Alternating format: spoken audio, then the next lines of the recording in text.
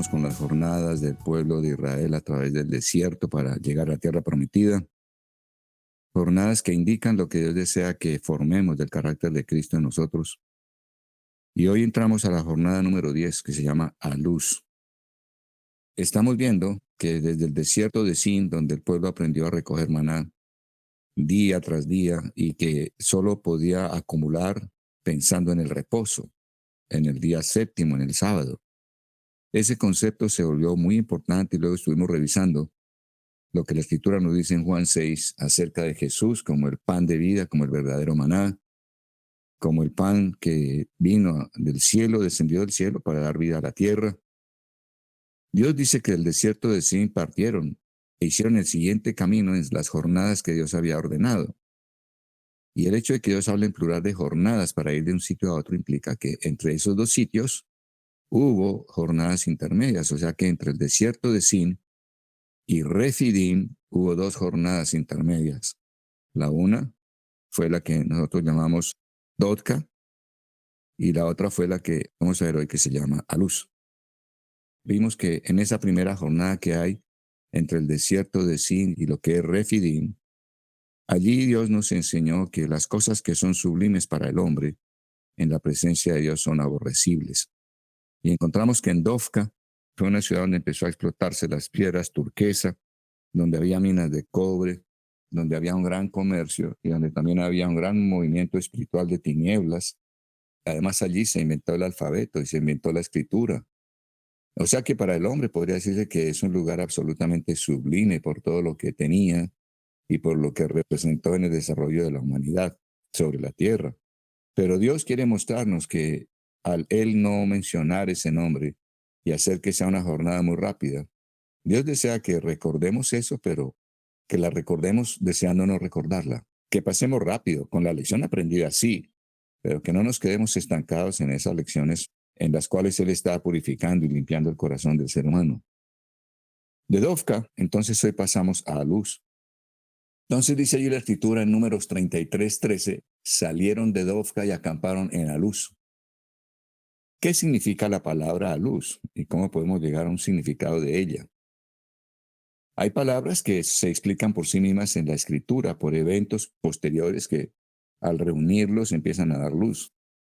Pero esta palabra luz solo aparece en 2 versículos del libro de Números y no aparece en ningún otro lugar en la escritura. Entonces es una palabra que no tiene, como muchas otras, una explicación dada por la misma Biblia a través de otros versículos donde se mencionan. De manera que encontramos lo siguiente, que el Seder Olam Rabá es un libro escrito por el rabí Osaya, el cual es fundamentalmente cronológico y cuyo título traduce el gran orden del universo. O sea, este rabino que vivió hace muchos años, comienzos de la era cristiana, se dedicó a compilar cronológicamente todos los hechos del universo, conforme él los veía en la escritura. En ese orden cronológico que él estableció en ese libro, el autor nos dice que Aluz quedaba 19 kilómetros después de Dovka y 13 kilómetros antes de Refidim.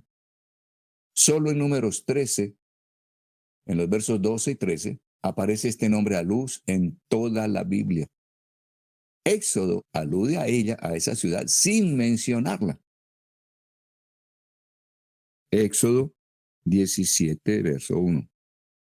Dice, toda la congregación de los hijos de Israel partió del desierto de Sin, avanzando por jornadas, conforme al mandamiento de Jehová, y acamparon en Refidim, donde no había agua para que el pueblo bebiera. Y disputó el pueblo con Moisés, diciéndole, danos agua para que bebamos. Vemos entonces que acá dice la escritura claramente, vamos a leer, dice que ellos, toda la congregación de los hijos de Israel, partió del desierto de Sin, avanzando por jornadas, porque habla en plural, avanzando por jornadas para llegar a Refidim. Dios está haciendo de una manera allá entre telones, haciendo ver que hubo esas dos jornadas, pero que Él no quiere mencionarlas. Solo la mencionó en números porque es algo que nos importa y Él quiere que aprendamos de ello. Pero es algo que Dios dice, es para recordar y recordar que no se debe recordar. Una vez que han aprendido lo que tienen que aprender, pasen. Por lo tanto, Toda la luz que podamos tener, el entendimiento acerca de la luz, nos ha de venir del significado de su nombre. Como no está mencionado en otros versículos, alusiva a otros eventos, entonces necesitamos apelar solamente a la definición de la palabra luz. La palabra luz en el hebreo significa alboroto y también significa desolación. O sea que por causa del alboroto viene división, viene una diáspora, o sea, la gente se puede migrar de una congregación por escándalos que se ven dentro de la congregación o problemas. Entonces, la palabra luz en el hebreo significa alboroto y también desolación.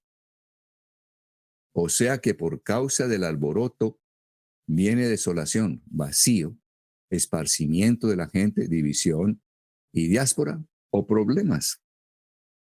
El Señor no quiere ocultarnos que en el camino de su pueblo acontecerán alborotos o problemas, y lo advirtió así el mismo Señor Jesús. Podemos entonces ver en el Nuevo Testamento que Jesús habló de esto, no habló de a luz. Él habló acerca de que habría tropiezo y escándalo, ¿no? Y entonces dice acá, es necesario que vengan tropiezos, que vengan escándalos, que vengan problemas, que vengan divisiones entre el pueblo de Dios, tal como lo encontramos en Mateo 18, 17. Y confirmamos entonces lo que el Señor Jesús estaba enseñando, o sea, Él nos advirtió. Él nos aconsejó. Recuerden que una advertencia es también un consejo. Él aconsejó y dijo, óyeme, tengan presente que ustedes van a tener problemas. Y van a haber divisiones y gente que se va y otros que quedan. Entonces, vamos a Mateo 18, 7. Dice allí la Escritura. Ay del mundo por los tropiezos. Ay del mundo por los tropiezos. Y sigue diciendo, es necesario que vengan tropiezos, pero ay de aquel hombre por quien viene el tropiezo. Entonces Jesús advirtió, ay del mundo por los tropiezos. O sea, él dijo, es necesario que ustedes experimenten tropiezos, problemas internos dentro de la congregación. Y él dijo, el hecho de que yo diga que vendrán tropiezos no es una autorización para que ustedes los causen con toda la intención. Él está diciendo es que vendrán tropiezos, pero mire lo que él dice al final del versículo. Dice, ay de aquel hombre por quien viene el tropiezo. O sea que no es una cosa sencilla el que una persona sea la que causa un alboroto, un tropiezo, un escándalo, una división dentro de la congregación. El Señor lo advierte claramente. Esta no es una autorización para que causemos tropiezos, porque también advirtió, mas ay de aquel hombre por quien viene el tropiezo. Estamos viendo que la palabra luz significa tropiezo y significa desolación. Entonces, antes de continuar, quiero contarles unas vivencias que he tenido con respecto a este tema. La congregación funciona hace 32 años. Hace 25 años, la congregación tenía 7 años de estar funcionando. Hace 25 años llegó un hombre con su familia, su esposa y sus 3 hijos, haciendo ver que era un hombre maduro en el espíritu y que él había sido movido por Dios para venir a servir y ayudar en la congregación.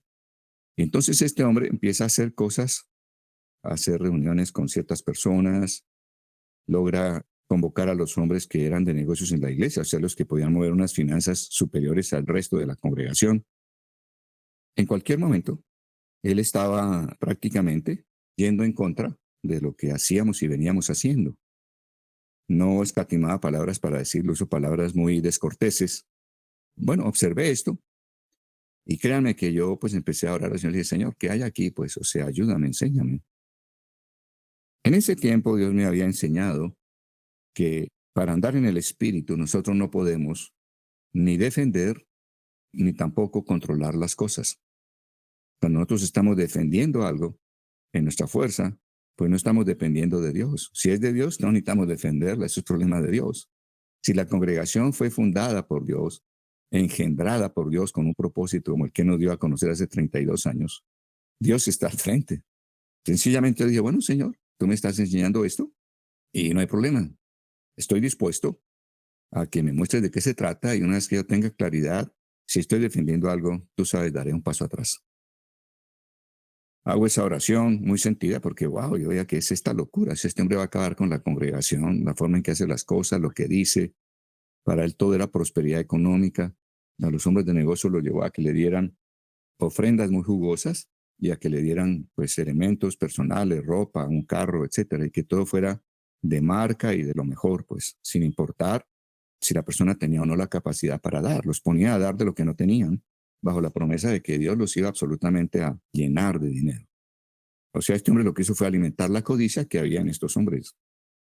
Pasan los días después de esa oración, Señor, aquí qué es lo que sucede, déjame ver qué es lo que está sucediendo. Y si yo entiendo, pues, y si yo necesito dar un paso atrás, no hay problema, yo no necesito defender nada. De manera que tengo un sueño y en el sueño estoy en la congregación, estoy en la tarima, estoy enseñando. El local donde estábamos estaba totalmente lleno. Y de pronto empiezo a escuchar una segunda voz, o sea, como si en el segundo piso hubiera otra reunión, pero igualmente con micrófono y con equipo de sonido, se oía lo que estaban hablando en el segundo piso. Es nada más que había dos conversaciones bien diferentes y compitiendo la una con la otra. Era bastante molesto para el oído eso. De manera que digo en el sueño, Señor, si aquí hay otra persona que está enseñando cosas diferentes y quiere enseñar, sé que debo dar un paso atrás. Esto es cuestión tuya. Yo no necesito sacar a este hombre a la fuerza. Tú estás tratando con su vida, estás tratando también con mi vida. De manera que en el sueño, una vez que yo reconozco que hay dos voces y que no voy a seguir permitiendo que yo sea una segunda voz y traiga esa confusión tan espantosa, me doy cuenta que antes de que yo callara, había las dos voces. Hubo un momento en que súbitamente veo el local donde estábamos reunidos y el local estaba totalmente vacío. O sea, no había personas, ni una sola, ni siquiera había una sola silla de las que había, no había un solo mueble, no había nada. O sea, solo quedaron las paredes y el piso. Y yo, fue tan impactante ver desolado el lugar, vacío, que yo salí a la puerta del local y miré al cielo y dije, ¿y ahora qué le voy a decir al Señor? Y desperté. De modo que yo entendí que estábamos hablando dos hombres a la vez. Había una división, había dos visiones, eso significa la palabra división. Yo tenía la visión que Dios nos dio hacía 7 años, él tenía otra visión y creía que era la que debía progresar a través de la congregación. Indudablemente era una visión de él, de su carne, de su yo, no era del Espíritu Santo. De modo que yo decido sentarme, o sea, ya no hay dos voces, sino solo una, la de él. Me senté durante un año. Terminando el año, Dios me dio otro sueño. Y en el sueño, yo le decía a este hombre, déjame ver tu licencia de conducción. Y el hombre sacó de su billetera la licencia de conducción y me la pasó. Y la conducción decía licencia temporal.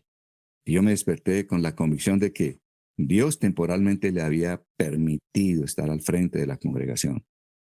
De manera que unos días después, sencillamente le digo, quiero que sepas que tenemos una visión dada por Dios. Tú tienes una visión, según tú, que es de Dios. Puedes llevarte a las personas que quieran irse contigo, pero aquí no voy a defender absolutamente nada. Pero creo que tienes que tener tu lugar. Este lugar nos lo dio Dios y aquí estamos nosotros. El hombre se quedó mirándome como, creo yo, 10 segundos a los ojos, no respondió absolutamente nada. Dio media vuelta y le dijo a las personas que estaban con él, vámonos. Pero yo pude experimentar lo que es que haya un alboroto y que haya una división. Y pude experimentar, por lo que Dios me mostró, que esa palabra alboroto, división, siempre lleva al vacío y a la desolación completa. Ahora, esto sucede igualmente en los matrimonios. Sé de gerentes de banco que llevan experiencia y tiempo en su negocio de banca, y cuando un hombre dice que se separa o que se está separando, ellos inmediatamente intentan recoger su plata, la que le habían prestado, porque ellos saben que normalmente después de una separación viene desolación y vacío, y ellos pueden quedar sin cómo le respondan por su dinero. De manera que Dios estableció que este tipo de cosas sucederán.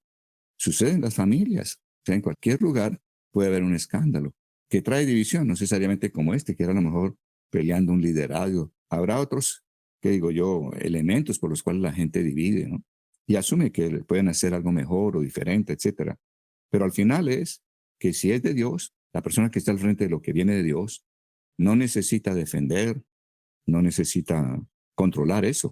Deja que Dios lo haga y Dios lo hará.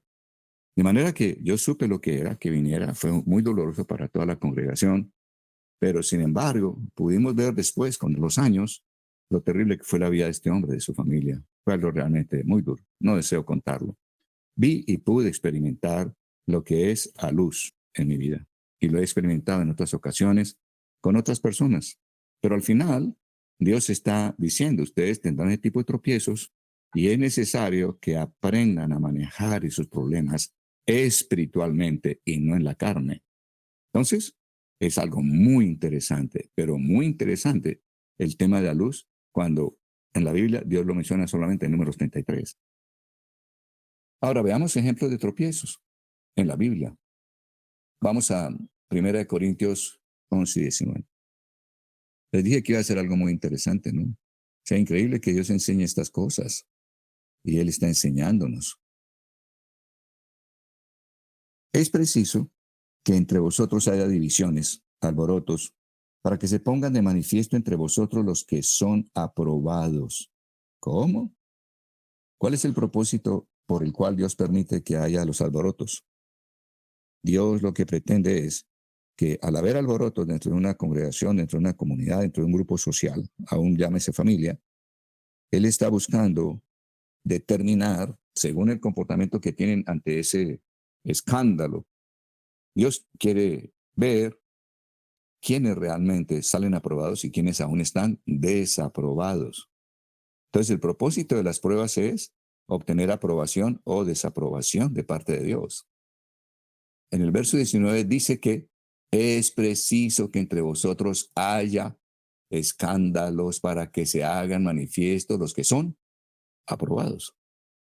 Entonces, qué interesante, porque cuando vivimos una situación de estas, nosotros deberíamos pensar, Dios aquí está buscando probar en qué están andando los corazones, cuáles están todavía en la carne, en su propia fuerza, en sus propios objetivos, en sus proyectos de vida que no se pueden llamar visión como tal. Yo llamo visión al deseo de Dios que Él quiere realizar a través de la criatura. El proyecto de vida no es el deseo de Dios, el proyecto de vida es el deseo de la criatura. Y creo que es muy diferente un deseo nacido en una criatura a un deseo nacido en el corazón de Dios. Entonces, vemos que hay aprobación según la conducta que tenemos en medio de los escándalos. Otros ejemplos de escándalos los vemos en Apocalipsis 2:10. Allí vemos que el Señor está hablando a la iglesia de Esmirna, una iglesia muy pobre en cuanto a cosas materiales, pero muy rica en cuanto a las cosas espirituales. Entonces vamos a Apocalipsis capítulo 2, verso 10 en adelante. Escribe al ángel de la iglesia de Esmirna, el primero y el postrero, el que estuvo muerto y vivió, dice esto: yo conozco tus obras, tu tribulación, la pobreza, aunque eres rico, y la blasfemia de los que dicen ser judíos y no lo son, sino que son sinagoga de Satanás. No temas lo que has de padecer. El diablo echará a algunos de vosotros en la cárcel para que seáis probados nuevamente. Y es el diablo, no es Dios. Dios permite que el diablo venga a efectuar esos escándalos. Interesante, ¿no? Jesús, vamos a ver ahora, cuando fue tentado en el desierto, dice que el Espíritu lo llevó, pero el Espíritu permitió que fuera el diablo quien realmente lo probara después de que el Espíritu lo lleva al desierto. Y sencillamente se trataba de que Dios estaba examinando el corazón de Jesús a ver si él salía aprobado o no. Adán perdió la prueba. Adán fue probado cuando vino Satanás a proponerle que pusiera su trono a la altura de Dios mismo y fuera como Dios. Satanás fue probado y no pasó la prueba. Cayó en su propia carne, en su propio deseo, no en hacer la voluntad perfecta de Dios. Dice acá: el diablo echará a algunos de vosotros en la cárcel para que seáis probados y tendréis tribulación por 10 días. Sé fiel hasta la muerte y yo te daré la corona de la vida.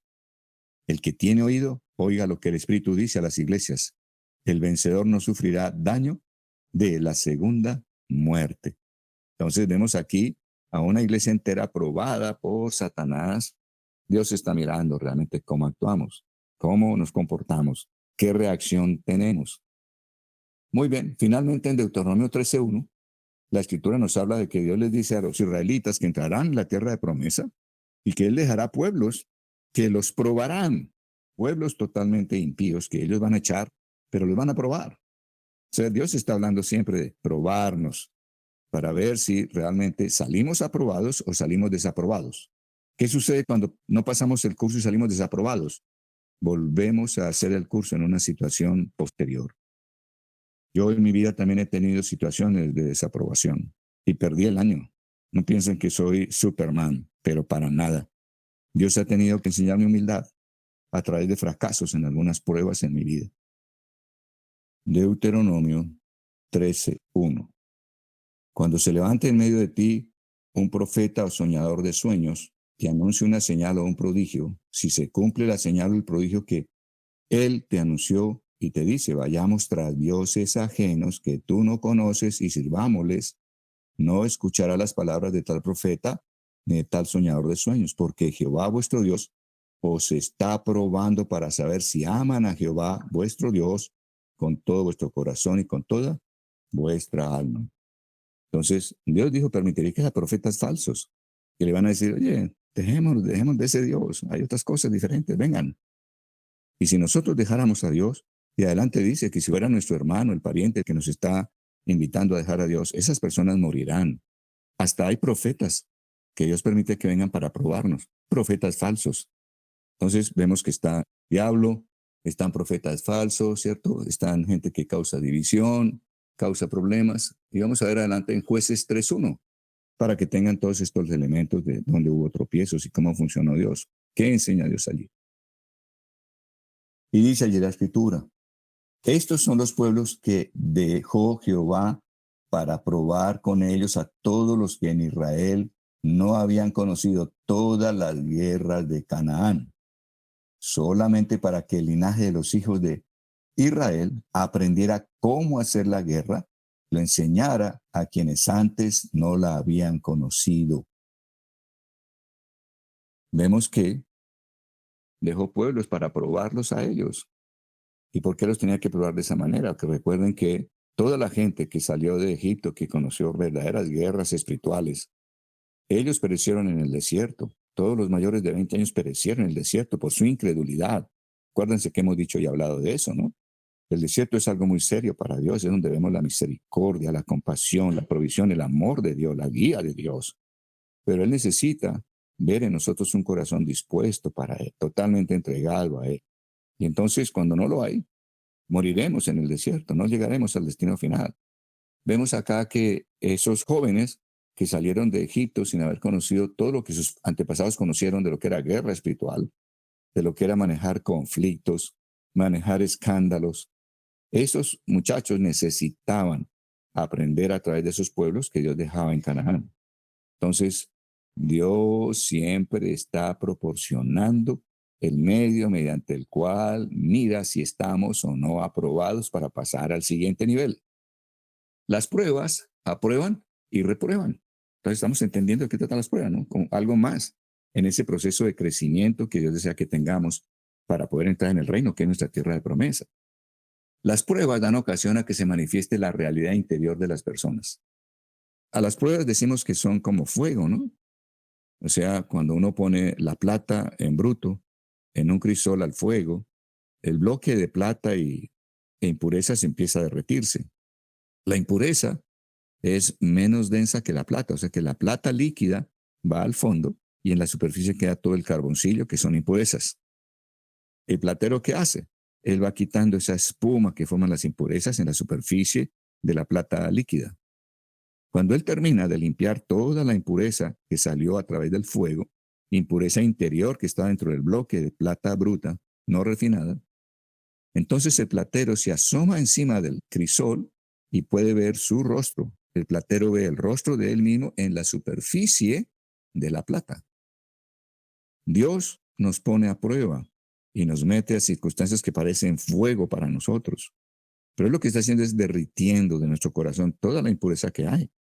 Y Él va a limpiarla. Si nosotros somos capaces de decirle a Él, sí, Señor, la impureza que tú estás mostrándome está en mí, ese soy yo, límpiame. El Señor, como buen platero, va a ir quitando las impurezas. Y vendrá un día en que Él mira sobre la superficie, que eres tú, y va a verse Él a sí mismo. O sea, Él ve su rostro en ti, Él ve su carácter en ti, Él se ve dentro de ti. De eso tratan las pruebas, es algo absolutamente poderoso, hermoso. Hay que entenderlo y hay que desearlo. Con paz, Dios no está probándote para eliminarte, para destruirte. Dios está probándote es para poderte llevar a más, para poderte ascender, para que puedas realmente entrar a participar con Él del reino de Dios. Entonces, entender esto es algo que hará que enfrentemos con una actitud diferente las pruebas. En las jornadas, esos problemas nuestros son tratados y son tratados en la comunidad de la iglesia. El propósito de la prueba es aprobar o reprobar. Los jueces, observen los jueces que nombró Moisés, ¿se acuerdan que nombró 70 jueces? Pero ¿cuándo es que sucede eso de que Moisés nombre jueces? Sucede después de Dofca, sucede después de Aluz y sucede después de Refidim. En Refidim hubo hasta guerra. O sea que en Aluz parece que empezó a manifestarse parte de la basura que había en los corazones. Era una división y un conflicto tenaz.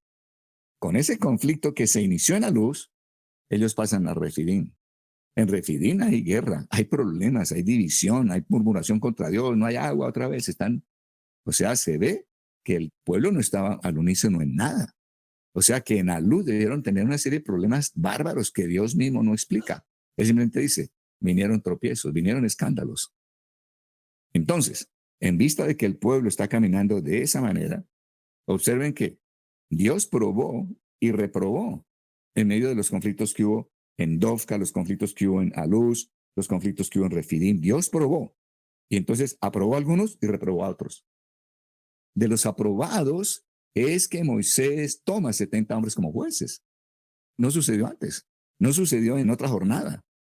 Dios necesitaba primero hacerles entender cómo Él estaba limpiando los corazones de ellos y quiénes eran los hombres que tenían un corazón limpio para Él. O sea, que eran aprobados por Dios. ¿Qué hace con aquellos que fueron reprobados? Tienen que volver a jugar. O sea, habrá otra condición, habrá otra circunstancia en la cual vuelven a ser probados para que o sean aprobados o sean reprobados. Dios siempre va a dar una alternativa, va a dar un chance más, pero tenemos que entender de qué se trata el chance y cómo se juega bien.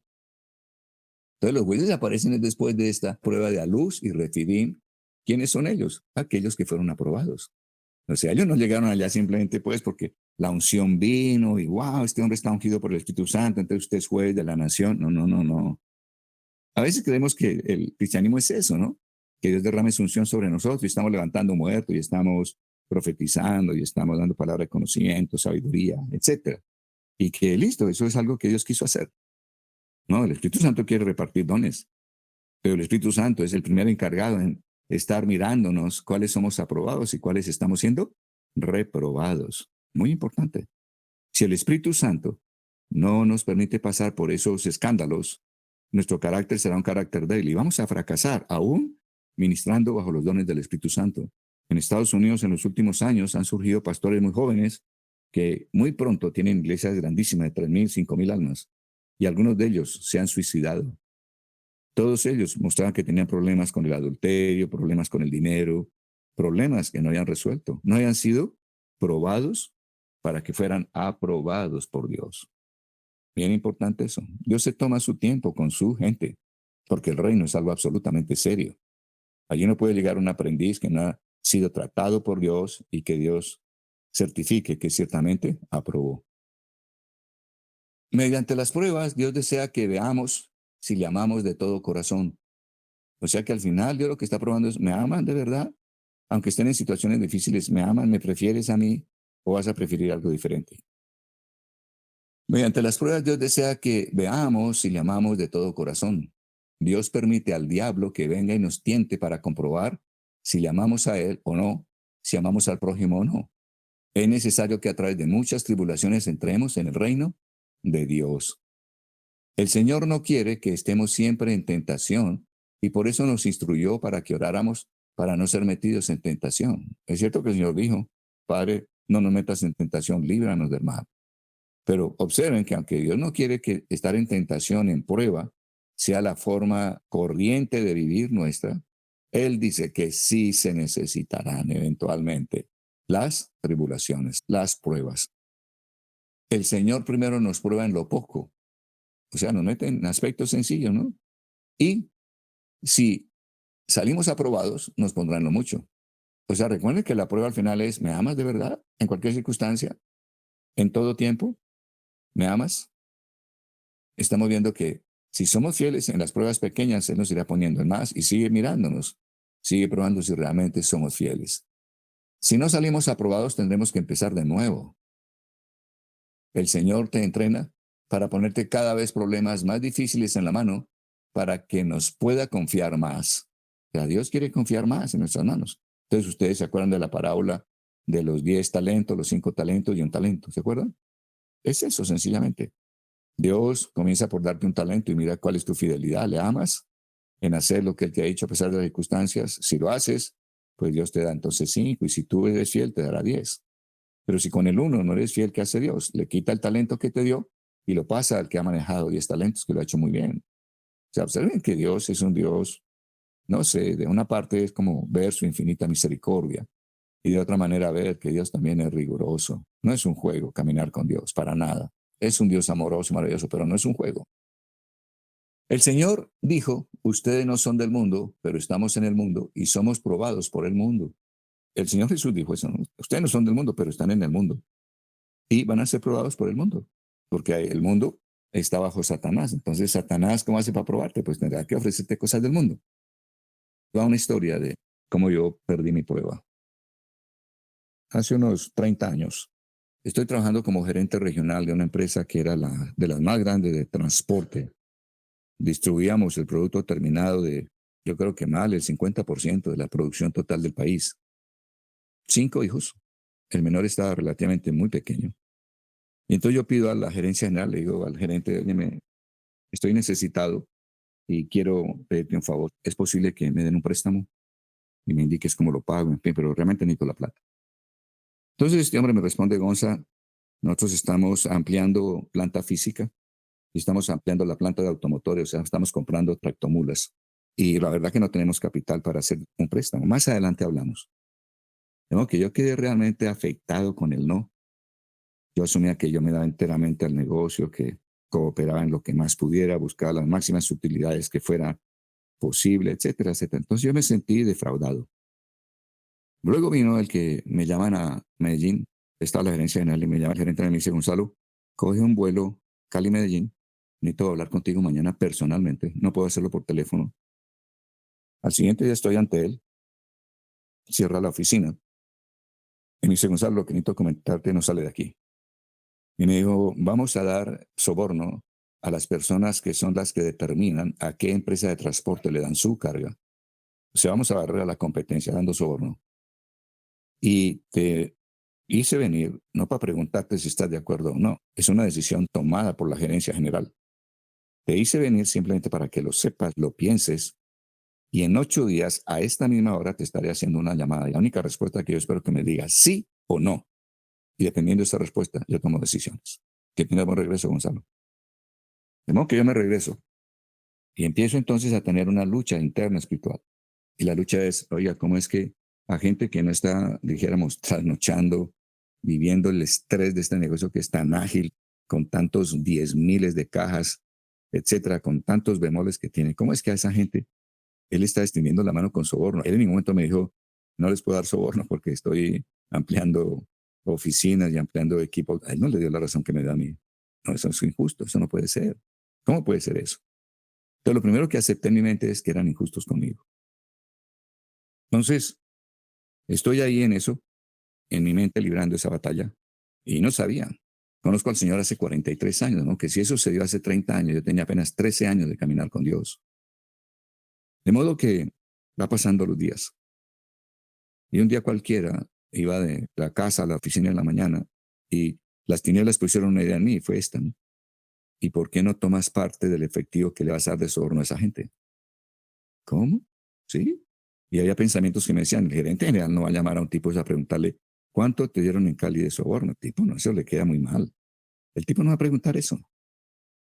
Ahora, el tipo tampoco va a llamar a la gerencia general a decir, ¿ustedes cuánto ordenaron que me dieran de soborno? Tampoco va a llamar a la gerencia general. Sabe que está haciendo algo totalmente sucio. ¿Tú puedes tomar algo de eso? ¿Y qué creen ustedes que decidí? Dije, voy a tomarlo. Y empecé a tomarlo. Fueron los años más infelices de mi vida, siendo cristiano. De modo que Dios permitió una prueba, una tribulación, un faltante de dinero en la familia. Y vino la tentación, vino Satanás a ver en dónde estaba. De modo que perdí el año. Unos días adelante, sencillamente lo que hago es que renuncio. Digo, no quiero estar más acá. Lo que estamos haciendo es algo que me incomoda muchísimo. Quiero tener paz. Esta gente me dijo, Gonzalo, no sé, pero tenemos la impresión de que tú has tomado de esos dineros. Le dije, sí, eso es cierto.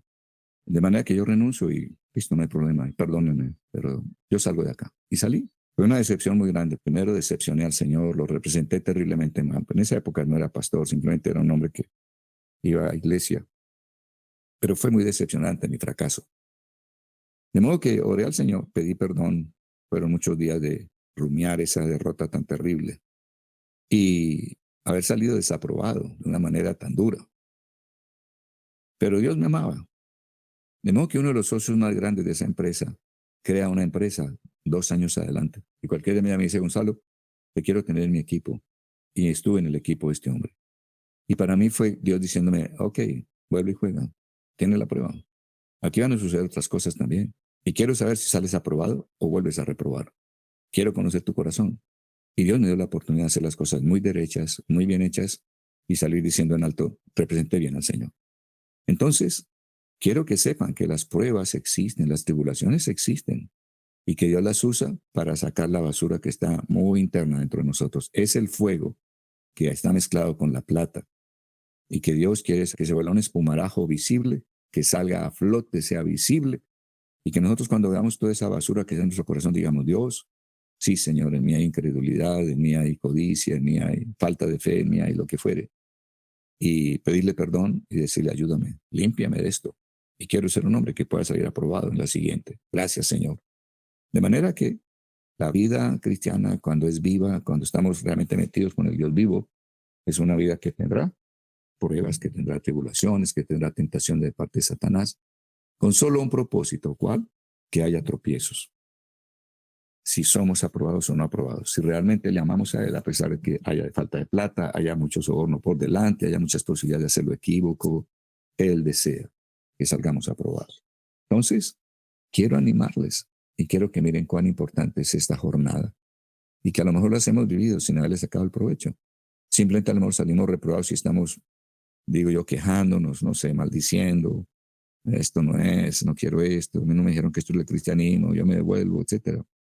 Y recuerden que cuando hay tropiezos, mucha gente se va. Hay una diáspora, emigran, chao, esto no es lo mío. Otros se quedan a buscar la segunda ronda o la tercera ronda y están dispuestos a que Dios haga en sus corazones para que podamos ser fieles al Señor y nos pueda poner en lo mucho. Oramos.